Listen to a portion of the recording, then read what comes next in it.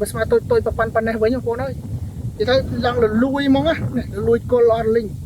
ឡើងលលួយគល់ដល់បងប្អូនមើលច្បាស់ទេលលួយគល់អស់ហើយនេះលលួយចូលទឹកតែម្ដងស្មើតូចបាទឥឡូវខ្លះលលួយឡើងត្រោមបាទនេះស្មើធំណាបាទជម្រាបសួរពុកម៉ែបងប្អូនទាំងអស់គ្នាខ្ញុំបាទឈ្មោះកវិជាជាបុគ្គលិករបស់ក្រុមហ៊ុន UT Crop កាន់ម៉ាកកសិករខ្មែរកោនៅខាងខេត្តសៀមរាបបងប្អូនអញ្ចឹងថ្ងៃនេះដែរខ្ញុំមកតាមដានថ្នាំការបាញ់ដេម៉ូមកកន្លែងនៅខាងស្រុកពួកខាងខុំព្រៃជ្រូកដែលខ្ញុំបាញ់ទៅលើថ្នាំ3ប្រភេទនេះបងប្អូនអញ្ចឹងទី1គឺនេះស្រែអស់ស្មើ KS គឺយើងប្រើមួយឈុតនេះយើងប្រើបាទ5ធុងអញ្ចឹងនិយាយទៅមួយឈុតនេះ5ធុងតែកន្លះហាត់អញ្ចឹងស្រែអស់ស្មើ KS បូកជាមួយនឹងលី18ហើយនឹង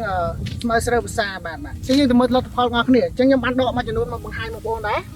អញ្ចឹងបងប្អូនមើលនេះអាចមើលឃើញហើយអានេះគឺប្រភេទស្មៅ3ក្បាល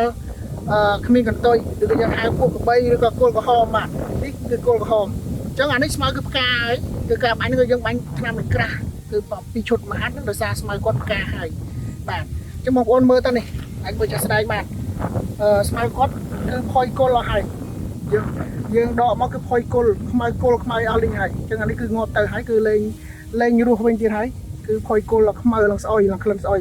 អានេះចំពោះស្មៅផ្កាគឺវាងាប់បានប៉ុណ្ណឹងតើបងប្អូនទៅមើលតើទៅនៅស្មៅតូចនេះបងប្អូនមកដកមកដែរស្មៅតូចបើស្មៅតូចប៉ុណ្ណេះវិញបងប្អូនអើយនិយាយទៅឡើងលលួយហ្មងណាលលួយគល់អស់លីងឡើងលលួយគល់ដល់បងប្អូនមើលច្បាស់ទេលលួយគល់អស់ហើយនេះតូចពួកស្មៅនឹងដូចគ្នាបាទអញ្ចឹងឈុតហ្នឹងក៏យើងងាប់កក់ងាប់កជីបដែរបាទអញ្ចឹងគឺសារខ្ញុំតំដល់រកកជីបខ្ញុំបង្ហាញកក់សិនបាទអញ្ចឹងនេះបងប្អូនយើងនេះគឺប្រភេទកក់ជ្រុងកក់ភ្នែកក្តាមកក់ជ្រុងដើមមូលអញ្ចឹងគឺផុយគល់លួយអស់លីងបាទអញ្ចឹងដូចបងប្អូនឃើញខាងក្រៅខ្នងខ្ញុំនេះអញ្ចឹងឃើញស្រូវឃើញស្មៅក្រហមប្រាក់ប៉ុន្តែស្រូវអត់មានក្រហមមានអន់ទេឈុតរបស់យើងនេះគឺអត់អន់ស្រូវទេបាទហើយខ្ញុំបញ្ជាក់តិចឈុតនេះក៏គាត់យកមកបាញ់ស្រូវប្រាំងទេដោយសារក្នុងស្រូវប្រាំងគាត់មានប្រភេទស្មៅទាំងអស់ហ្នឹងយើងដឹងហើយស្មៅនៅក្នុងស្រូវប្រាំងតែរៀងស៊ាំថ្នាំជាក្នុងស្រូវភាសាបាទភាសាគាត់បាញ់នៅវគ្គមុនគាត់បាញ់ឈុតនៅក្នុងស្រូវប្រាំងតែវគ្គងាប់ពពួកស្មៅអស់នេះទេអញ្ចឹងខ្ញុំណែនាំឲ្យគាត់បាញ់ប្រភេទថ្នាំអស់ហ្នឹងបាទអញ្ចឹងបើក្នុងបាញ់ក្នុងស្រូវភាសាទៀតមិនដឹងជាងាប់តាមប៉ុណ្ណាទេបាទគឺយើងប្រើមួយឈុតហ្នឹងគឺលហាត់ដូចវគ្គមិញហ្នឹងហើយអញ្ចឹងខ្ញុំដាក់នៅក្បាលវីដេអូបាទមួយឈុតហ្នឹងគឺយើងប្រើកន្លះអញ្ចឹងយើងចាំយើងទៅតាមបានផ្ទាល់ទៀតទៅខ្ញុំនឹង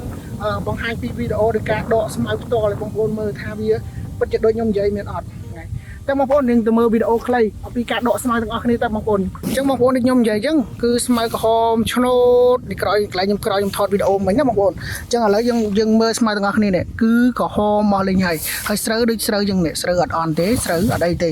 បាទឥឡូវយើងមកកាច់ស្មៅមើលទាំងអស់គ្នាតើបងប្អូនចានេះយើងវាគឺវាក្រហមតាមថ្នាំងនេះឃើញទេបងប្អូនវាកាច់ថ្នាំងមកគឺវាផុយគល់វាផុយថ្នាំងអស់លេងហើយកាច់មកលន់ផោះដូចស្អីវាជ្រាបថ្នាំវាជ្រាបទៅតាមថ្នាំងតែតាមហ្នឹងគឺផុយថ្នាំងផុយអស់លេងហើយបងប្អូនឥឡូវខ្ញុំកាច់ប្រមាណដើមឲ្យបងប្អូនមើលបាទអានេះមកគុំនេះគឺផ្កាដូចខ្ញុំនិយាយអញ្ចឹងអាវគ្គមុនគឺផ្កាហ្នឹងបងប្អូនឃើញទេនេះគឺផុយគល់ហើយខ្មៅបដូលខ្មៅអស់ហើយបាទអញ្ចឹងវាលេងរស់ទៀតហើយអញ្ចឹងបងប្អូនទៅមើលតទៀតនេះគឺក្រហមមកឲ្យបងប្អូននេះមួយឆ្នោតនេះគឺស្មៅនឹងក្រាស់អញ្ចឹងបងប្អូនថាសម័យមើលបើសិនជាយើងទុកវានៅបើយើងទុកវានៅតើវាពីស្រូវយើងប៉ុណ្ណាបើយើងអត់បាញ់វាណាបងប្អូនជីពេលយើងផ្ដាច់ជីមកក៏វាស៊ីបាទហើយបាញ់ថ្នាំពៅក៏វាទទួលយកហើយវាពីស្រូវយើងទៀតហើយវាអាចនឹងងាយចម្លងជំងឺមកទៀតបងប្អូនអាចមើលបាននេះជំងឺនៅលើស្លឹកវាទៀតបាទអញ្ចឹងវាចម្លងជំងឺមកស្រូវយើងទៀតគឺជារុក្ខជាតិចង្រៃបាទរុក្ខជាតិចង្រៃហើយក៏ជារុក្ខជាតិជំរោគដែរសត្វល្អិតឬក៏ជំងឺផ្សេងញីនឹងជ្រោកឬក៏មកទុំនឹងដើមនឹងឯងឥឡូវបងប្អូនមើលនេះគឺគល់វាគឺផុយអស់រលីងហើយកាច់មកលើផោះអញ្ចឹងយើងដើរមើលស្មៅទាំងអស់គ្នាតើបងប្អូនបាទឥឡូវខ្លះលួយឡើងត្រោមបាទនេះស្មៅធំហ្នឹងហើយបងប្អូនឃើញអញ្ចឹងគឺងាប់ច្រើនណាងាប់ស្អាតមើលឡើងខ្មៅបដូលអស់លេងមកដកមកផុយខ្មៅបដូលអស់លេងនេះមកគល់អស់លេងគល់វាមាននៅទៀតប៉ុណ្ណេះហើយនេះឈុតស្រែអស់ស្មៅបុកលី8និងស្មៅ ស្រូវភាសាបាទអញ្ចឹងវីដេអូខ្លីថ្ងៃនេះគឺខ្ញុំមានតែប៉ុណ្្នឹងឯងចែកម្លែកពុកប៉ាបងប្អូនអំពីវិធីសាស្ត្រក្នុងការសម្លាប់ស្មៅជួយរៃនៅក្នុងស្រូវដែលប្រើប្រាស់ឈុតដែលមានតម្លៃធូរថ្លៃបាទហើយអត់អន់ស្រូវ